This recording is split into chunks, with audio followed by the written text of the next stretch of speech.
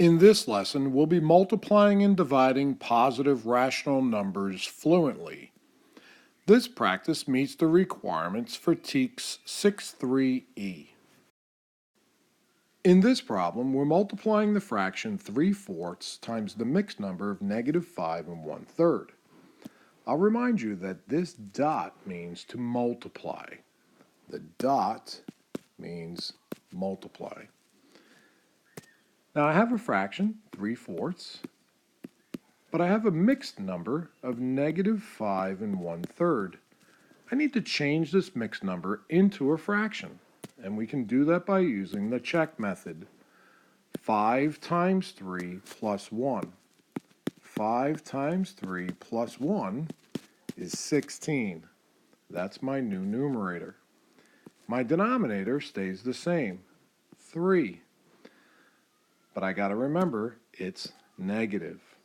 So 3/4 times -16 over 3. And now I multiply just like I have any other fractions. First across the numerators, so 16 times 3, which is 48. And since the 3 is positive and the 16 is negative, my product is negative, so -48 over 4 times 3. 4 times 3 is 12. Now I need to rename this improper fraction back into a whole number or mixed number. So 48 divided by 12 is 4. And when I divide, and my dividend and my divisor have different signs, so one is positive and the other is negative, my quotient or solution is negative. So my 4 is -4. 3/4 times -5 1/3 is equal to -4. In this problem, we have 3 divided by -5/6. 3 divided by -5/6. Now, before I can divide, I need to change my whole number into a fraction, and I do that by placing it over 1. 3 over 1 is exactly the same as 3. 3 divided by 1 is 3. Now, you may remember, we never divide fractions. When it says to divide, we choose to multiply. We keep the first fraction as it was written, and we flip the second fraction to its reciprocal. So the denominator of 6 becomes the numerator, and the numerator of -5 becomes the denominator. And now we multiply straight across the numerator. 3 times 6 is 18. And straight across the denominators, 1 times -5 is -5. Now, we need to rename this improper fraction into a mixed number or whole number. So we divide the numerator of 18 by the denominator of 5. 18 divided by 5, so 5 goes 3 times, with a remainder of 3. That remainder becomes my new numerator, while my denominator is my divisor. So I have 3 and 3/5. But remember, my numerator was positive, my denominator was negative. When I divide and they have opposite signs, my quotient or solution is negative. So -3 and 3/5. Michael's car averages 17.3 miles per gallon of gasoline. How many miles can Michael drive if he fills his tank with 10.5 gallons of gasoline? Now you may remember the word per usually means multiply, so we should be thinking about that already. 17.3 miles per gallon. So 17.3 miles for each gallon. How many gallons of gasoline does he have? 10.5.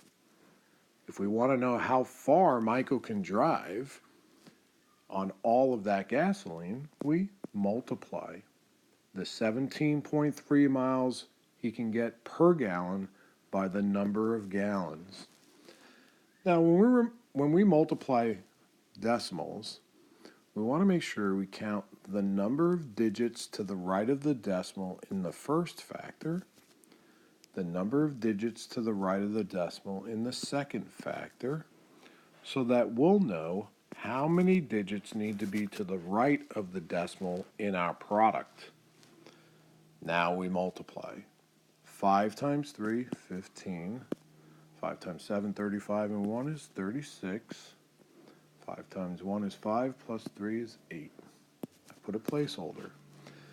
When 0 is in the ones place, the next digit I'm to multiply, I just put a second placeholder. And now I multiply. 1 times 3 is 3, 1 times 7 is 7, 1 times 1 is 1.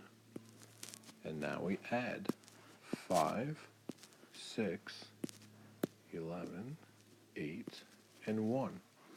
How many digits need to be to the right of the decimal? 2. So my decimal goes right here. How many miles can Michael drive if he fills his tank with 10.5 gallons of gasoline?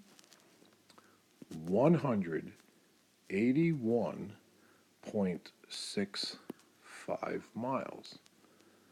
We put the 1 in the hundreds place, the 8 in the tens place, the 1 in the ones place, the 6 in the tenths place, and the 5 in the hundredths place. And we fill in the bubbles. The Malone family built a rectangular swimming pool in their backyard. The floor of the pool has an area of 485 and 5/8 square feet. If the width of the pool is 18.5 feet, what is the length? Well, we can use the area formula for a rectangle to help us solve this problem.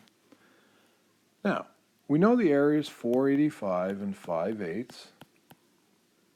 We don't know the length, and we know the width of 18.5. So to solve this, we need to find the value of just L all by itself, which means we need to find a way to eliminate the 18.5. Right now, it's multiplying the L. That's our do. So our undo would be to divide by 18.5, both sides of our equation, in order to keep it balanced. When we divide 18.5 by 18.5, we get 1. Any number divided by itself is 1. And that leaves us with L times 1, or 1L, or just L, which we know is equal to 485 and 5/8 divided by 18.5. Now, who wants to divide these mixed numbers? Whew, not me. I'd have to rename them into improper fractions. I'd need to flip reciprocals to multiply, rename back again. No way I want to do that. I'm glad I have a choice. I can simply change 485 and 5/8 to a decimal and divide it by 18.5 as a decimal. Dividing decimals is way better than dividing these huge mixed numbers.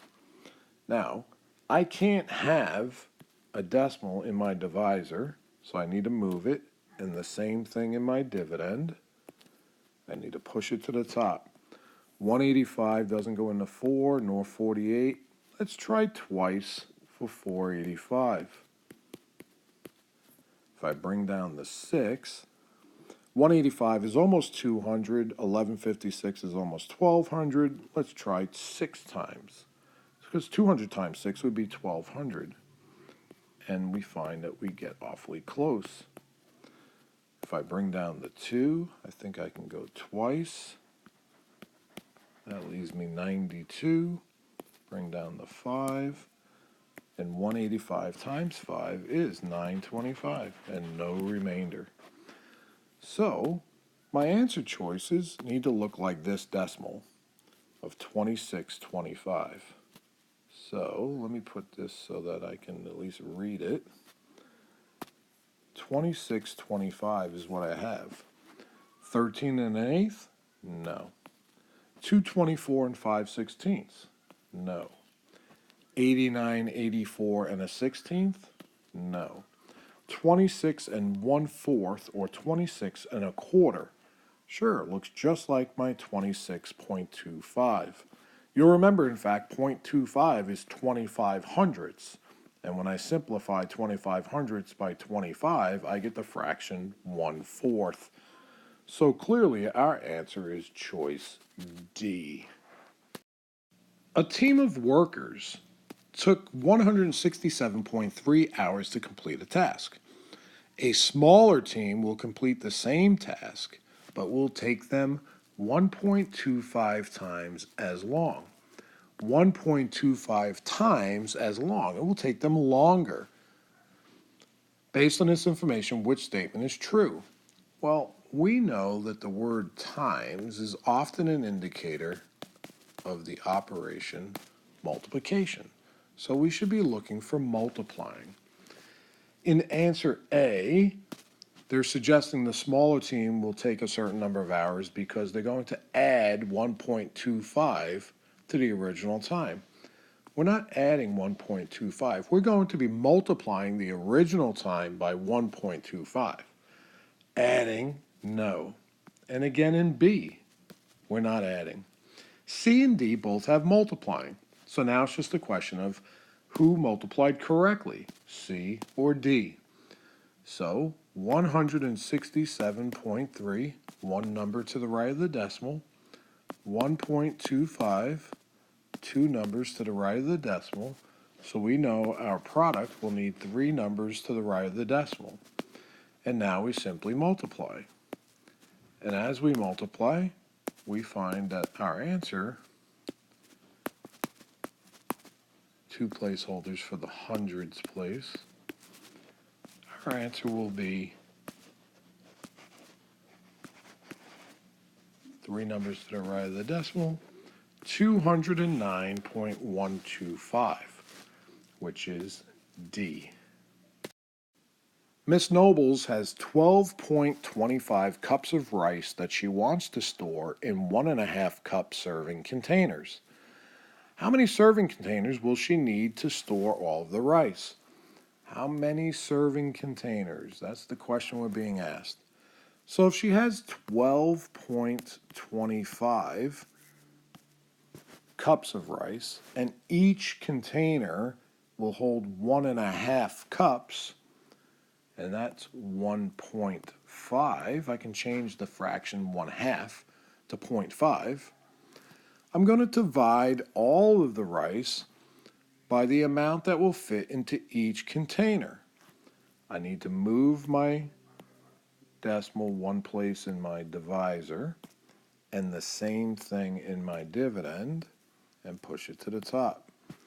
15 into 1, no. 15 into 12, no. 15 into 122. Let's try 8 times.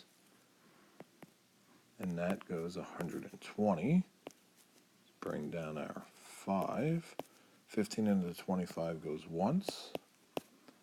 We get 10, added 0. 15 into 100 6 times goes 90. That's 10. 15 into 100, wait a minute. Looks like we're going to be getting a repeating decimal here. So our quotient is 8.16 repeating. The question was, how many serving containers will she need? Well, can she buy 8.16 repeating containers? Well, of course not. If she had 8, would it be enough? No. And since she can't buy 8.16 repeating, she's going to have to buy 9 containers. We want to be very careful to make sure we actually answer the question being asked. If I put 8.16 repeating, that's a fantastic math answer, but it does not answer the question being asked here. They want to know how many containers, and the answer is 9.